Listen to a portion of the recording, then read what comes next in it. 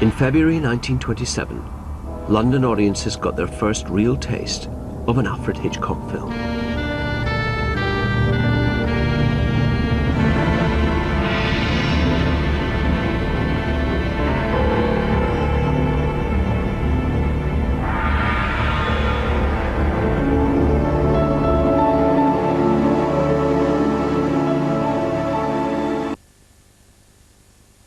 Actualmente se considera que The Lodger es la primera obra maestra de Hitchcock. Sin embargo, como al mismo director le gustaba recordar, la película, al igual que su carrera, casi muere antes de nacer.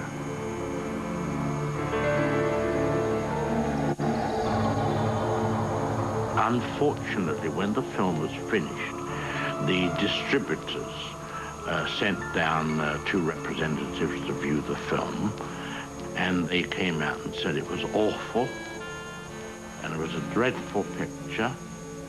Well, you know, this is a pretty low ebb to get. And it was on the shelf for about 2 months, and then they decided to show it after all. They felt they had an investment. And it was shown, and was acclaimed as the greatest British picture ever made to that date. So there you see is that thin red line between failure and success. How do you do? I'm Alfred Hitchcock, and I would like to tell you about my latest motion picture, Marnie, which will be coming to this theater soon. Su carrera abarcó 60 años. Se inició con cámaras manuales y estrellas del cine mudo y terminó con grandes pantallas, Technicolor y actores con formación. En el intento por conseguir sus objetivos, Hitchcock saboreó tanto el éxito como el fracaso. Él quería fama, quería fortuna, quería tener derecho a hacer su propio arte y a su manera, y lo consiguió. En ese proceso fue creando un universo tan extraño como su propia personalidad. No temas. Un universo hitchcockiano, donde el miedo y la culpa acechan a la emoción y el encanto. How do you do? My name is Alfred Hitchcock, and I would like to tell you about my forthcoming lecture. It is about the birds and their age-long relationship with man.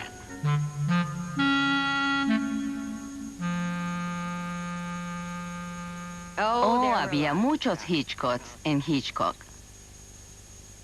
Él se consideraba una persona muy simple, pero era extremadamente complicado. Extremadamente complicado.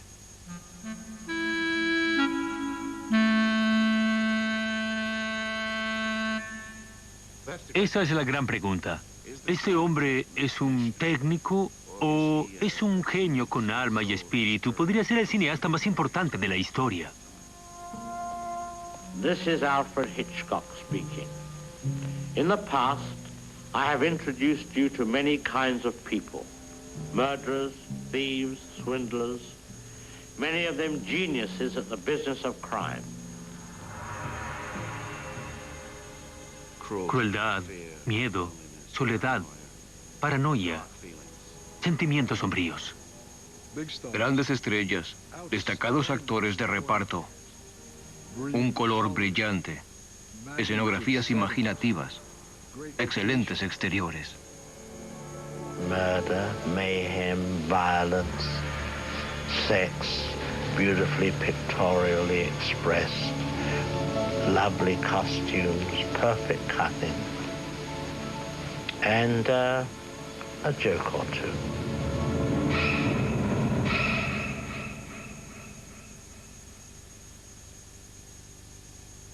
Hitch, Alfred el Grande.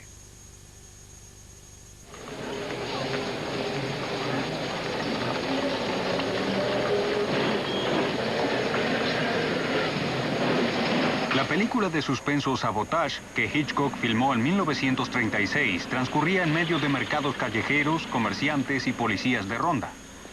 Don't you know that's very dangerous? What? Leaving stuff like that lying about. Supposing you or me was to break our leg on that. You'd be very pleased with yourself, I suppose? That would depend whether it was your leg or mine. Can't tempt you, I suppose. Oranges, very nice today. Good for the feet.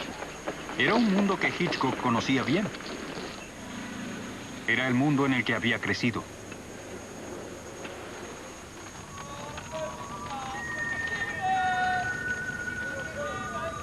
A menudo se dice que Hitchcock era de extracción humilde de los barrios bajos. En realidad no era así. Bueno, su padre era mayorista y minorista de hortalizas. Había una gran diferencia entre ser de clase media baja, tener su propio comercio y ser un comerciante y pertenecer a la clase trabajadora. Hitchcock, sin duda, pertenecía a las filas de la clase media. Es algo de lo que siempre tuvo plena conciencia. Nacido en agosto de 1899 en el suburbio londinense de Leytonstone, donde la familia tenía una tienda en la calle High, Alfred Joseph Hitchcock era el menor de los 3 hijos de Emma y William Hitchcock. Parece que, en algunos sentidos, el padre era un hombre muy estricto, pero sin duda la madre era la más severa de los dos. Hitchcock la admiró y le temió toda su vida. Mi abuela, la madre de mi padre, Emma, era en vida un personaje maravilloso. Absolutamente. Era muy enérgica. Es comprensible que un joven le temiera. Su hijo, por ejemplo. Ella era de las que hacen marcar el paso a los demás.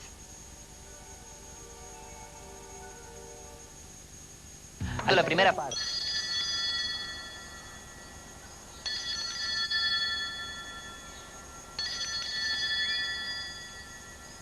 Los Hitchcock eran católicos devotos, algo sobre lo que los críticos de cine insistirían mucho.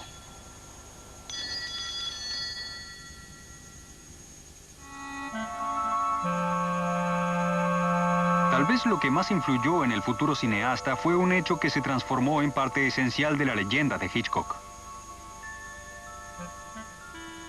At a very tender age, I was frightened by a policeman. I don't remember now what it was I'd done, but my father sent me along to the police station with a note.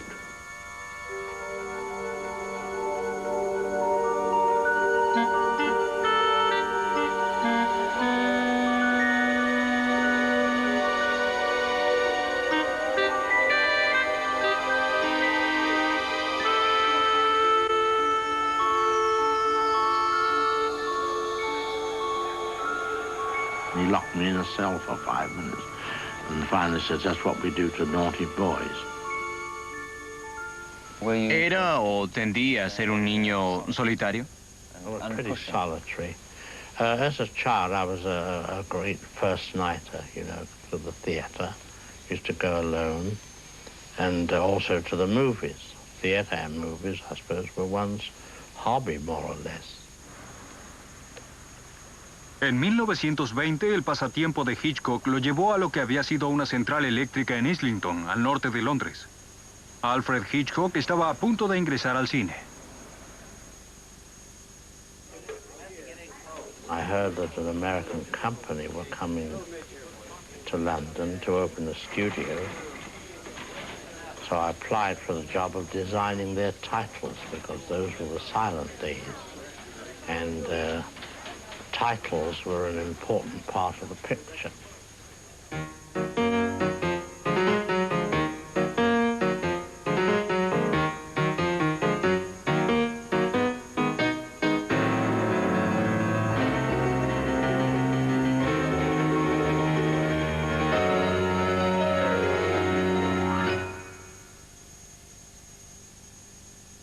Fue en los estudios Islington donde Hitchcock conoció a la que sería la persona más importante de su vida, Alma Reville, talentosa editora cinematográfica y futura señora Hitchcock.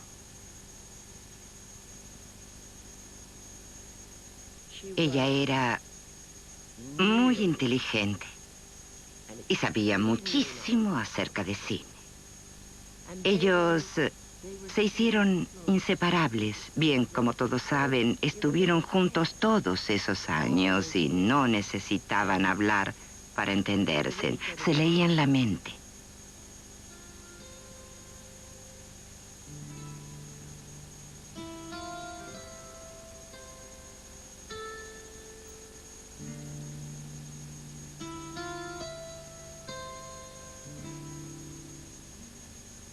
Ella era de Nottingham.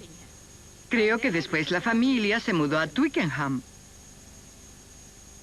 Me enteré que de niña ella había sufrido una enfermedad llamada baile de San Vito y eso la obligó a perder 2 años de clases. Era tan brillante que fue una verdadera pena.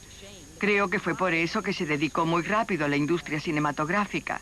Pienso que cuando empezó a trabajar ahí, eso se transformó en su vida.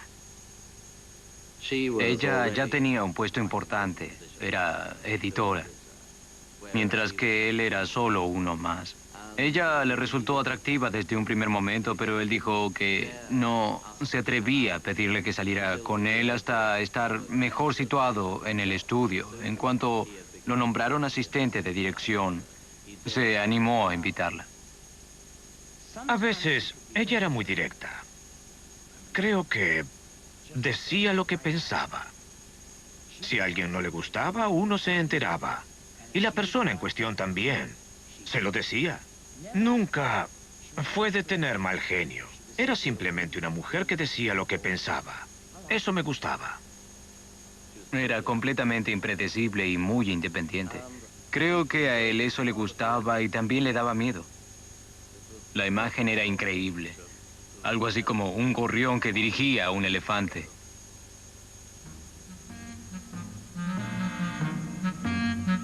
Si bien a él le gustaba decir que no tenía grandes ambiciones, Hitchcock ascendió rápidamente en los estudios Islington.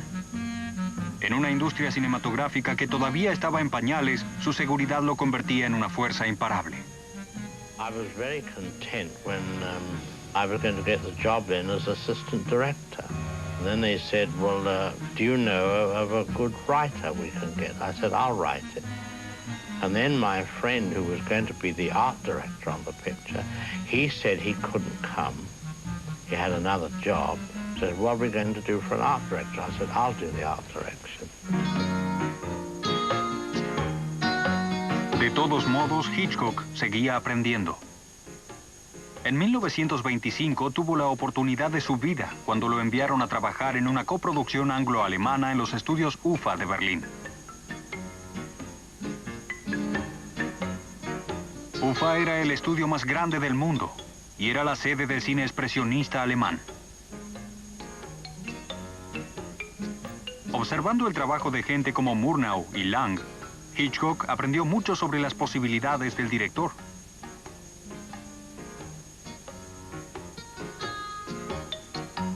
Y también aprendió otras cosas. Aprendió mucho sobre utilización de las sombras, el uso de angulaciones de cámara no convencionales, el encuadre descentrado, las tomas desde abajo o desde arriba. Ese tipo de cosas eran parte fundamental del estilo de expresionismo alemán y pienso que Hitchcock las adaptó muy bien a su lenguaje cinematográfico.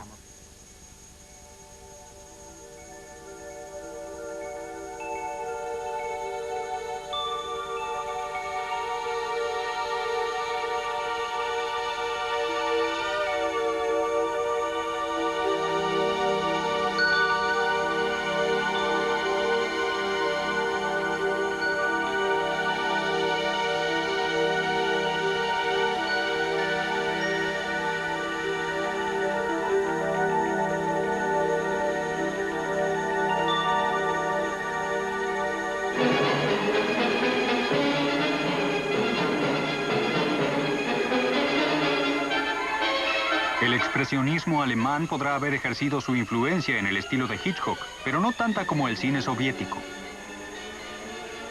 De los cineastas soviéticos, Hitchcock aprendió que una película podía transmitir significado mediante una yuxtaposición dinámica de imágenes, una técnica conocida como montaje.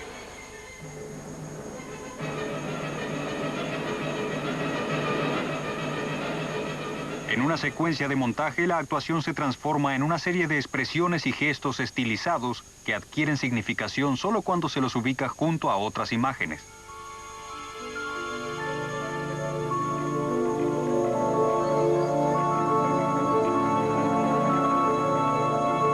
Fue un principio que Hitchcock aplicaría durante toda su carrera para desesperación de muchos de sus actores. The medium of pure cinema is what I believe in. The assembly of pieces of film to create fright is the essential part of my job.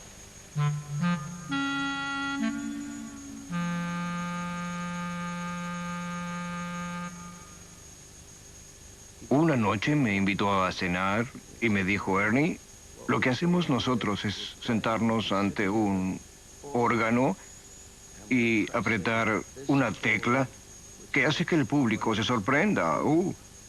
Luego apretamos esa otra tecla y la gente se ríe. Es como si los tocáramos a ellos. Algún día ya no precisaremos la película, dijo. Podremos conectarlos de manera tal de sentarnos ante el órgano y hacer que tengan todas las sensaciones que experimentan cuando ven la película. Él creía en eso, en crear un efecto en el público.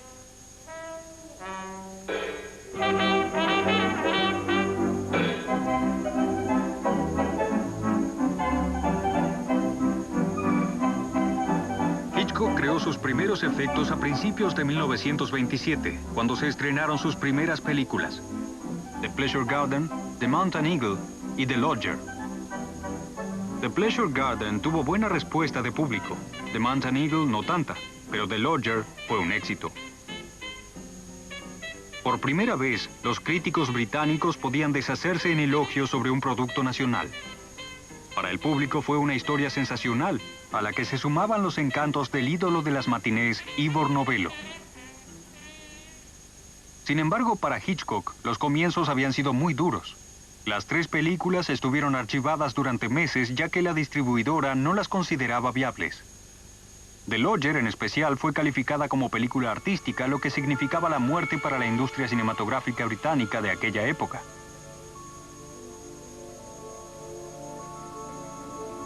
Y yo solía decirme que cuando empezó en la industria, en la puerta de Water Street, había distribuidores que gritaban, tengo una película para ustedes, una película para ustedes.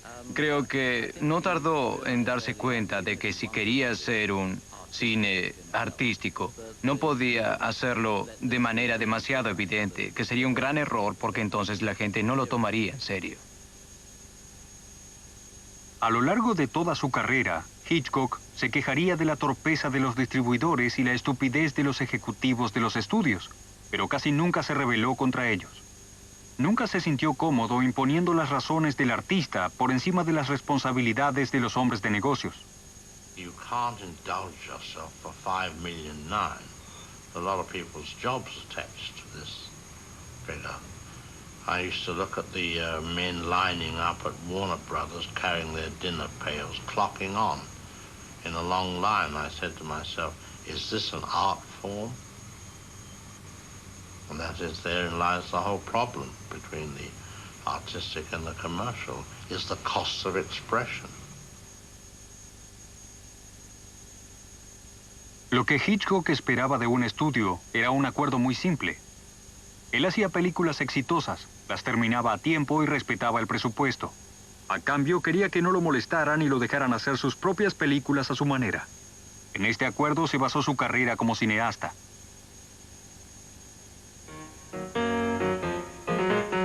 Pero Hitchcock tenía más que su talento para ofrecer a los estudios.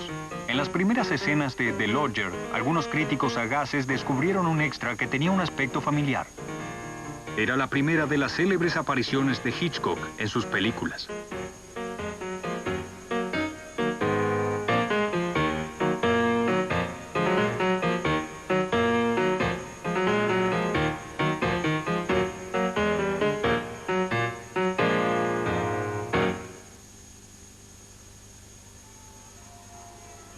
Mi madre no era de familia católica, pero se convirtió al catolicismo cuando se casó con mi padre. Se casaron en la capilla de Brompton, en Londres. Vivíamos en Londres. Nuestra casa estaba en el número 153 de Cromley Road. Los fines de semana íbamos a Surrey, cerca de Guildford, a un lugar llamado Shamley Green. Teníamos un lugar llamado Shamley Cottage. Recuerdo que había caballos y a mí me encantaba.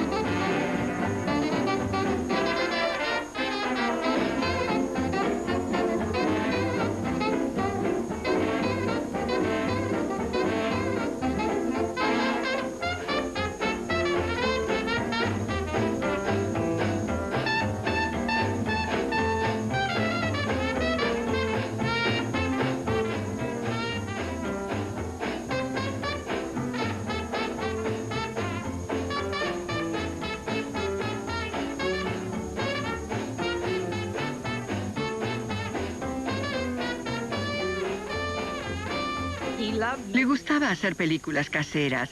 Sobreactuaba, actuaba de manera exagerada y la pasábamos muy bien. Tenía un increíble sentido del humor y eso teñía todo lo que él hacía. Todos pensaban que era una persona muy seria y formal, pero eso era solo una actuación más. En tanto, la carrera de Hitchcock seguía adelante. La British International Pictures de Elm Street lo sacó de Islington, y pareció lo más natural del mundo que el joven director británico de moda dirigiera la primera película sonora inglesa, Blackmail. Hubo todo tipo de problemas, pero Hitchcock los solucionó todos.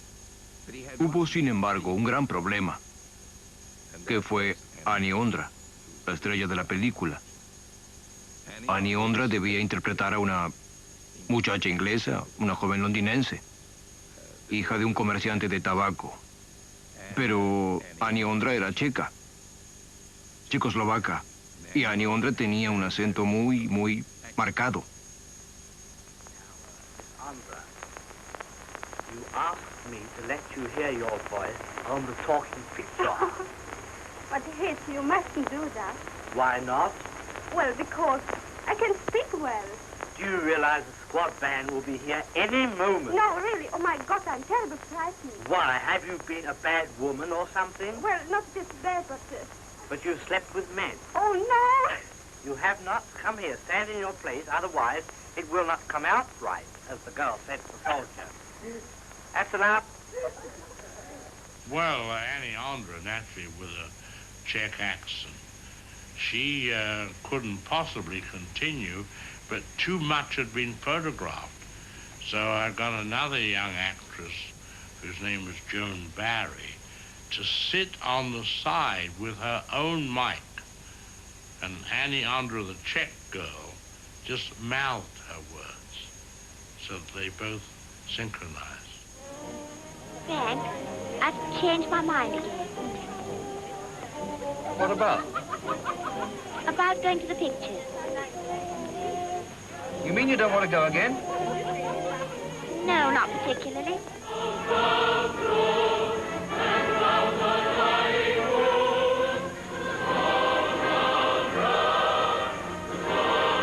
The Man Who Knew Too Much fue la primera película del llamado ciclo de suspenso. 6 películas que Hitchcock filmó en 4 años para el estudio británico Gaumont y que le valdrían el apodo de Maestro del Suspenso.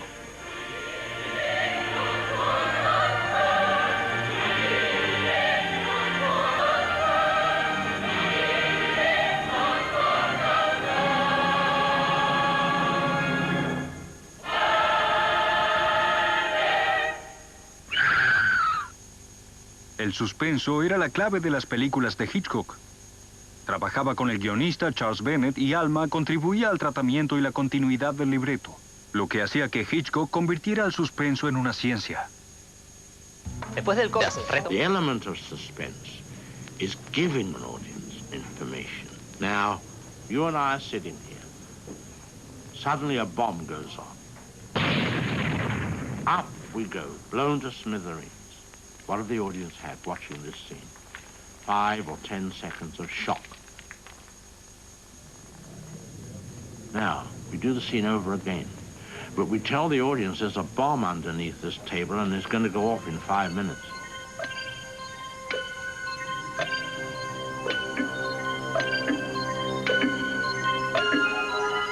Now, this innocuous conversation about football becomes very potent. They say, don't talk about football, there's a bomb under there. That's what they want to tell us.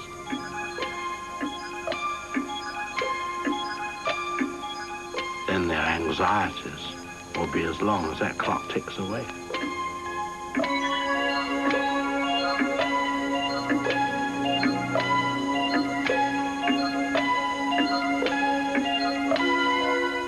But the bomb must never go off.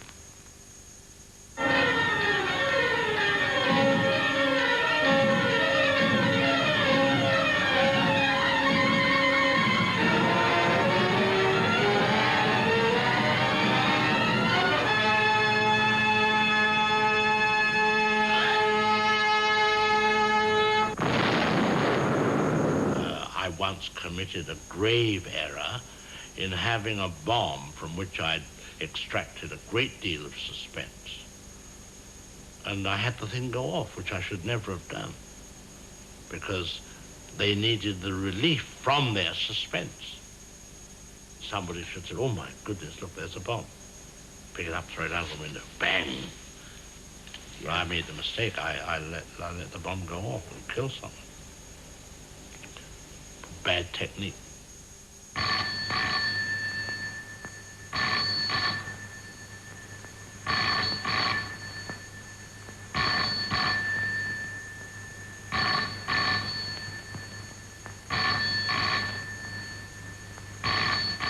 En una película de Hitchcock, aquello que parece tener gran importancia por lo general resulta ser lo que él llamaba el MacGuffin, lo menos importante de todo.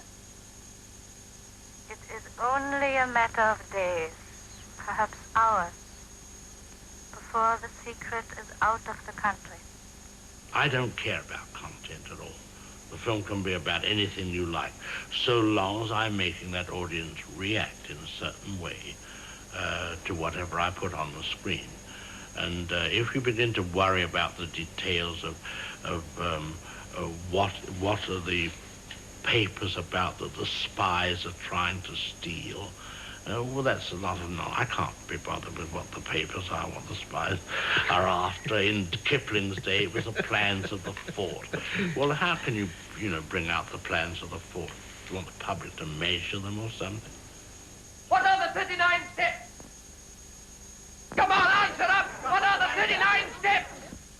39 Steps is an organization of spies, collecting information on behalf of the Foreign Office of...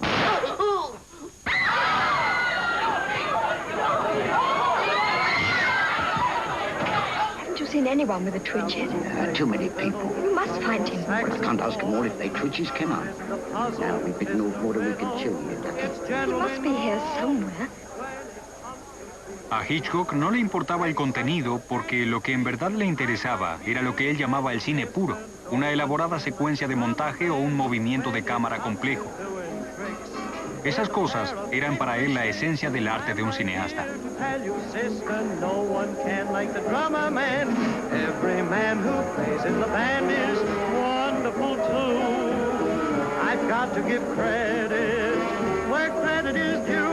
But when it comes to make that music up, make you give it all it's got, I'm right here to tell you, mister, no one can like the drummer man.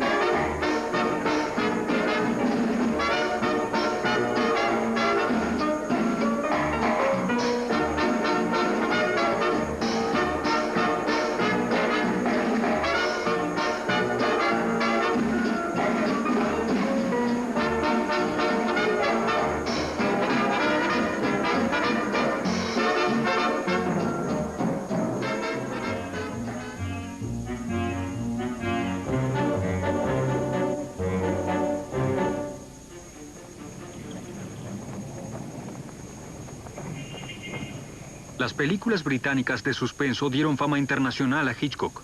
Para fines de la década del 30 estaba listo para dar el paso más importante de su carrera.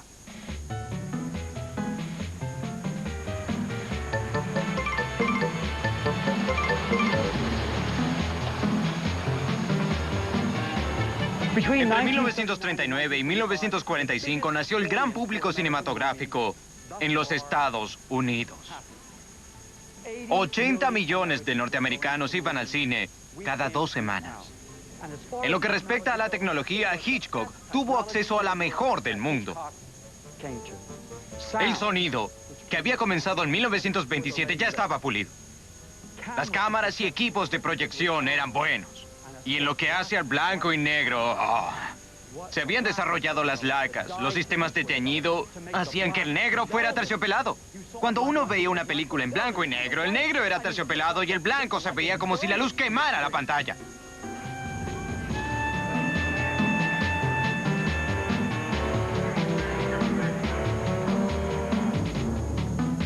Hitchcock había rondado Hollywood durante algunos años. Lo tentaban los recursos que solo los grandes estudios norteamericanos podían ofrecer. Sabía que trasladarse a Hollywood supondría renunciar a la independencia de que gozaba en Inglaterra. A cambio, obtendría el dinero que quería, seguridad y proyectos prestigiosos. En 1938 firmó un contrato por 7 años con el productor David Selznick.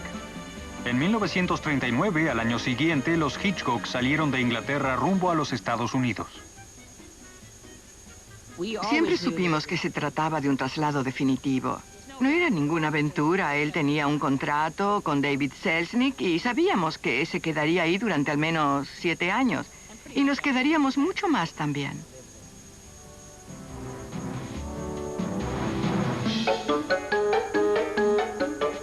La primera película norteamericana de Hitchcock fue Rebecca, basada en la popular novela de Daphne du Maurier. No se tardó mucho en descubrir qué significaba trabajar para Selznick. David O. Selznick nació en 1902 y murió en 1965 a los 63 años. No es de extrañarse, ya que era obsesivo y era un verdadero adicto al trabajo. Era un hombre muy dogmático, un hombre muy autoritario. Controlaba todas sus películas.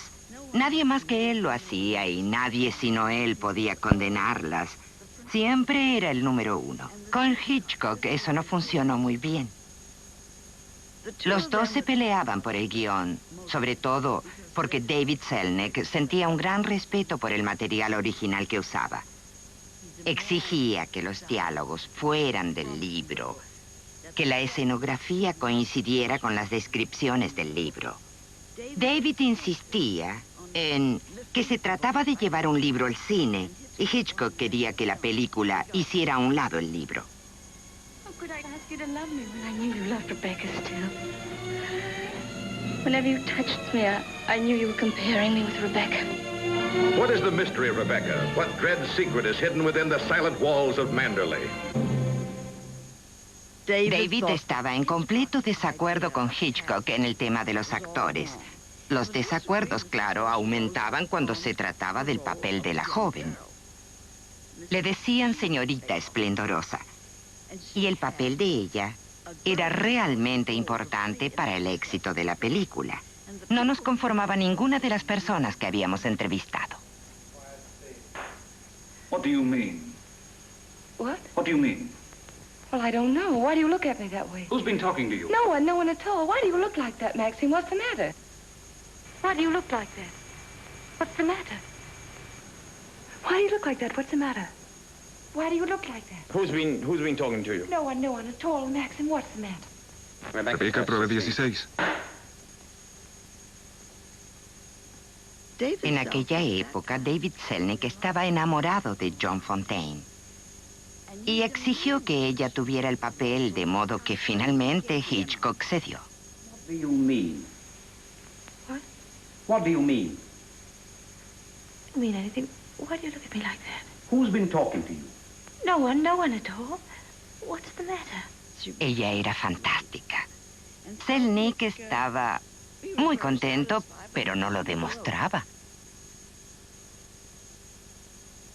Rebecca fue una de las películas más populares de Hitchcock, pero él siempre sintió que la película era más de Selznick que suya, sensación que quedó confirmada cuando ganó el Oscar a la mejor película en 1940, un premio que halagaba al productor, no al director.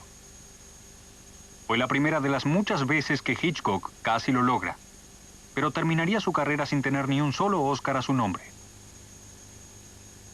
Selznick tenía mucho más que enseñarle a Hitchcock sobre la falta de poder de los directores. Después de Rebecca, comenzó a prestarlo a otros estudios, a los que cobraba el doble de lo que le pagaba a Hitchcock. Él vivía de Hitchcock.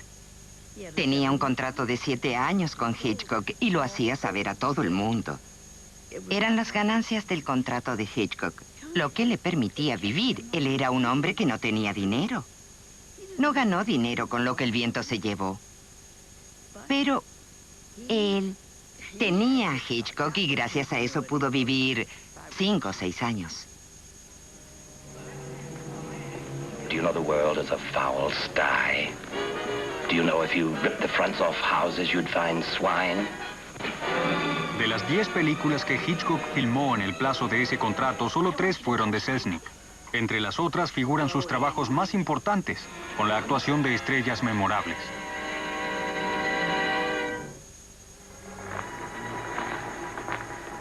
feel? A bit dizzy. Take some deep breaths. Hurry, hurry.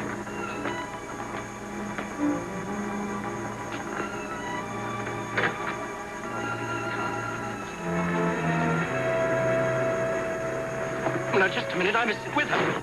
No room, Sebastian. Oh, you must take me. They're watching me. That's your headache. No, please take me, please. Please, please. There is no telephone in her room to call the hospital. Alex, will you come in, please? I wish to talk to you.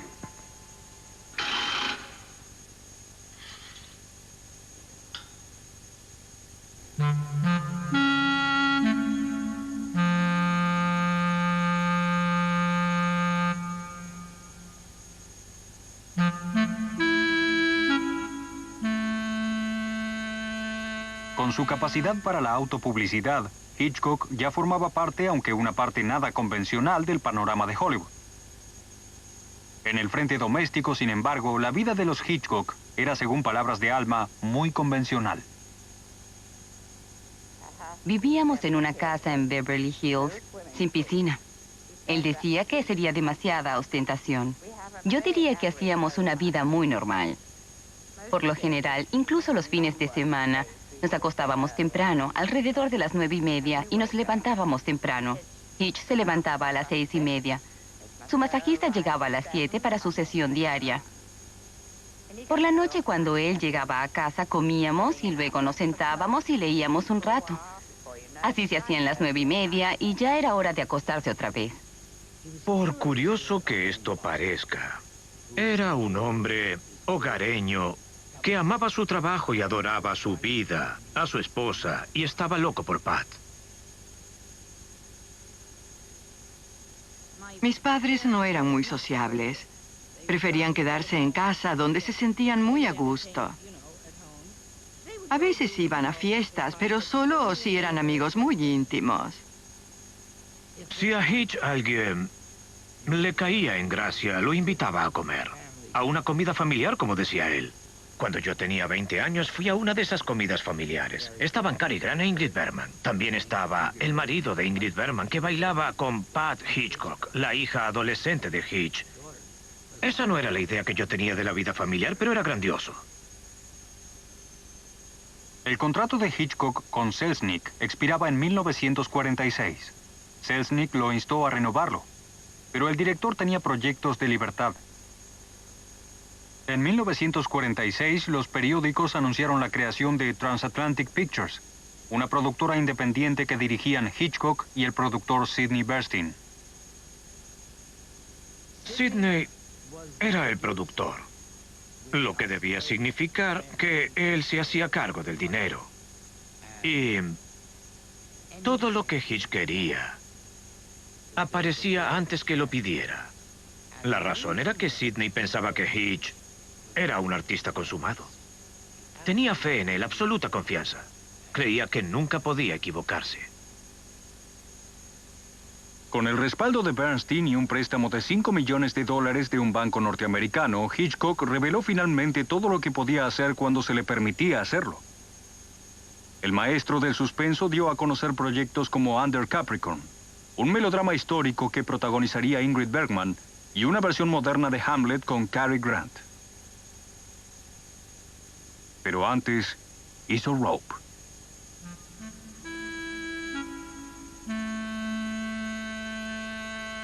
Una de las razones por las que a Hitch le interesaba Rope era que le gustaba todo lo que fuera retorcido. Le fascinaba la homosexualidad, ya que ese era el tema. Si bien nunca se usaba la palabra homosexual, me pareció que era evidente. Le gustaba adentrarse en lo que él consideraba las perversiones de la gente.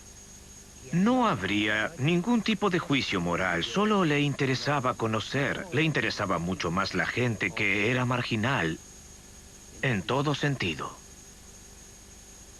Hitchcock disfrutaba de su flamante independencia y para Rope desarrolló una técnica cinematográfica diferente, la toma de 10 minutos.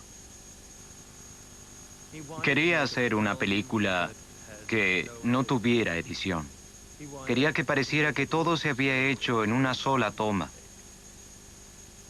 Era la primera película que hacía desde que se había desvinculado de Selznick, a quien había llegado a odiar y despreciar. Y por eso creo que quería hacer algo que fuera muy distinto e interesante. Rope era la antítesis del método de montaje con el que había trabajado Hitchcock. En lugar de surgir del montaje de pequeñas partes, para esta película se hicieron tomas continuas de 10 minutos, del largo de un rollo de película. Para conseguirlo, la enorme cámara tenía que poder desplazarse libremente por una escenografía especialmente diseñada a esos efectos, en la que abundaban actores, técnicos y equipos. Las paredes se movían y los asistentes iban quitando sillas del camino. Se trataba de cámaras, cables y paredes que se movían, todo ello sincronizado a la perfección. Menos los actores que tenían que arreglárselas solos. Necesitábamos muchos asistentes que fueran apartando los muebles del camino. Uno empezaba a sentarse rogando interiormente que alguien nos fuera a poner una silla debajo, si no terminábamos en el suelo. El año pasado se cumplió... Rope no tuvo éxito de taquilla, pero Hitchcock no se dio por vencido y siguió con sus planes para Under Capricorn. Volvió a la carga con la toma de 10 minutos. Esta vez trató de adaptarla a un extenso drama histórico. Recuerdo un día en que estábamos trabajando. Hitch dejó el lápiz, se paró y dijo: esta película va a ser un fracaso. Y se fue. Y desapareció. Eso no era propio de él. Él no solía ser así en absoluto. Fue una explosión temperamental. Y eso me inquietó. Esta película va a ser un fracaso. Bring it up here, please, quickly. In there, on the end of my bed. Where did you say it was? There, on my bed. You can see it quite plainly. It won't move. A pesar de su virtuosismo técnico, la toma de 10 minutos resultó ser una forma muy costosa de filmar. Cualquier error, por mínimo que fuera, significaba volver a filmar un rollo completo. Con Under Capricorn, Hitchcock terminó por admitir la derrota, y de ahí en más reservó esa técnica solo para algunos momentos especiales. It won't worry you anymore. Thank you. I'm so sorry to